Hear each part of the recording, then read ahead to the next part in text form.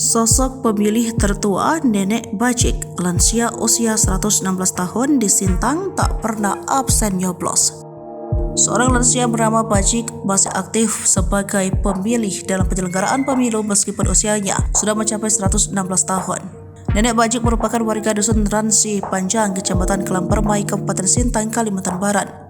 Di kabupaten tersebut, Nenek Bajik menjadi pemilih tertua dalam pemilu 2024. Perempuan kelahiran 1 Juli 1907 tersebut mengikuti pemungutan suara, dibantu oleh menantunya Petrus Dimas. Pemungutan suara itu dilakukan di kediaman Nenek Bajik pada Rabu 14 Februari 2024. Hal itu juga disaksikan oleh panitia pemungutan suara, PBS, kelompok penyelenggara pemungutan suara, dan saksi lainnya.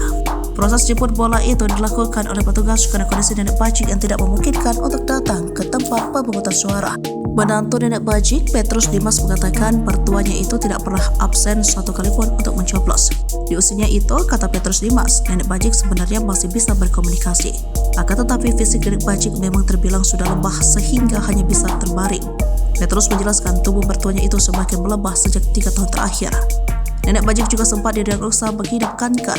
Kendati demikian, operasi tidak dapat dilakukan karena kondisi Nenek Bajik yang terlalu lemah.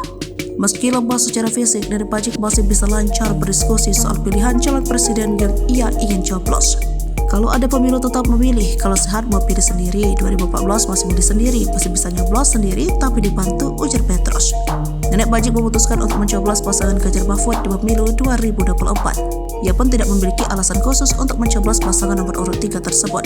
Dia hanya ingat terhadap partai PDI Perjuangan. Karena kalau dikatakan namanya siapa calon siapa dia tidak tahu. Dia ingat partai, kata Petrus. Katanya itu partai kita dulu, dia masih ingat, tambahnya.